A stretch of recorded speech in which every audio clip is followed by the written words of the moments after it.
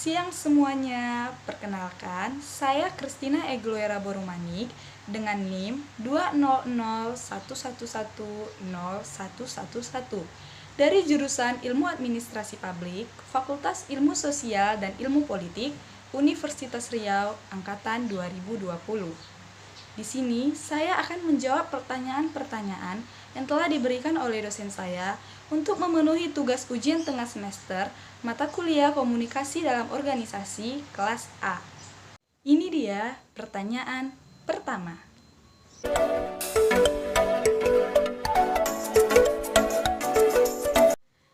Nah, sebelum saya menjelaskan apa itu komunikasi organisasi, terlebih dahulu saya akan menyampaikan pengertian dari komunikasi itu sendiri. Komunikasi adalah interaksi antara dua orang atau lebih yang di dalamnya terdapat pesan atau tujuan yang akan disampaikan. Komunikasi organisasi adalah pengiriman dan penerimaan berbagai pesan organisasi, baik organisasi formal maupun informal dari suatu organisasi. Adapun pengertian dari komunikasi formal yaitu komunikasi yang disetujui oleh organisasi itu sendiri dan sifatnya berorientasi pada kepentingan organisasi. Sementara organisasi informal adalah organisasi yang disetujui secara sosial, berorientasi bukan pada organisasi, melainkan pada anggotanya secara individual. Komunikasi organisasi serupa dengan komunikasi internal. Komunikasi internal adalah pertukaran gagasan antara administrator dengan karyawan dalam suatu perusahaan. Komunikasi organisasi selalu melibatkan manusia sebagai subjek yang terlibat dalam proses menerima, menafsirkan, dan bertindak dalam informasi.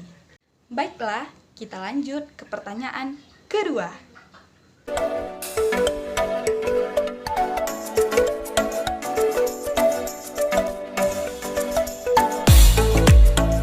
Selain sebagai ilmu pengetahuan, komunikasi juga disebut sebagai seni bergaul.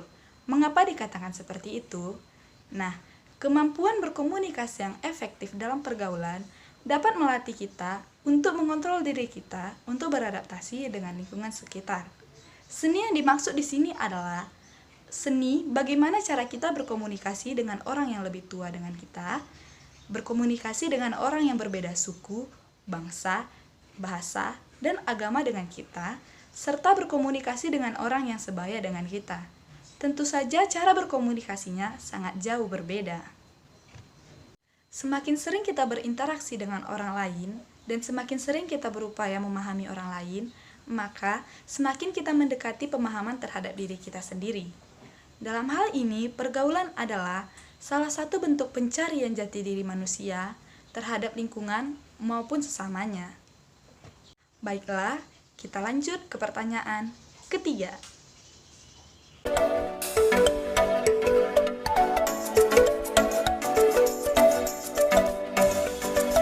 Bersifat sistematik merupakan salah satu prinsip dari komunikasi. Maksudnya yaitu, dalam diri setiap orang mengandung sisi internal yang dipengaruhi oleh latar belakang budaya, nilai, adat, pengalaman, dan pendidikan. Sisi internal seperti lingkungan keluarga dan lingkungan di mana dia bersosialisasi mempengaruhi bagaimana dia melakukan tindakan komunikasi. Maka, prinsip dari komunikasi yaitu bersifat sistematik. Baiklah, kita akan lanjut ke pertanyaan keempat.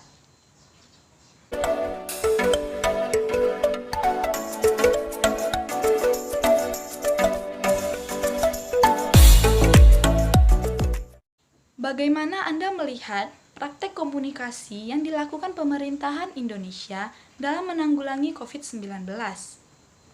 Komunikasi pemerintahan bisa dipahami dalam konteks komunikasi dalam pengertian serangan virus corona. Konteks ini bisa dilihat pemanfaatan baik dari aktor, objek, maupun tujuan dalam melawan COVID-19. Ia merupakan proses penyampaian ide, program, dan gagasan pemerintah kepada masyarakat dalam menghadapi dan mengantisipasi corona. Pemerintah secara luas menjalankan komunikasi ini. Tidak hanya legislatif, eksekutif, dan yudikatif pun memerlukan komunikasi pemerintahan bila ingin fungsi menghadapi corona tercapai. Pemahaman ini menunjukkan kepada kita akan urgensi komunikasi pemerintahan yang dilakukan. Komunikasi efektif membutuhkan pendekatan faktual dan aktual. Artinya, komunikasi pemerintahan tidak boleh meninggalkan realita. Informasi yang disampaikan juga tidak boleh basi ataupun ketinggalan zaman. Perlu penguasaan dan pemahaman komunikasi komprehensif. Artinya, pemahaman yang dilandasi kejujuran dalam berkomunikasi dan komunikasi atas dasar hati nurani. Sekian jawaban-jawaban dari pertanyaan yang telah diberikan. Sebelumnya, saya ingin mengucapkan terima kasih kepada Bapak Zulkarnain selaku dosen pengampu mata kuliah komunikasi dalam organisasi kelas A, dan juga saya ingin memohon maaf apabila ada kesalahan dan kekurangan baik dalam perkataan maupun jawaban yang telah diberikan. Akhir kata, saya ucapkan terima kasih.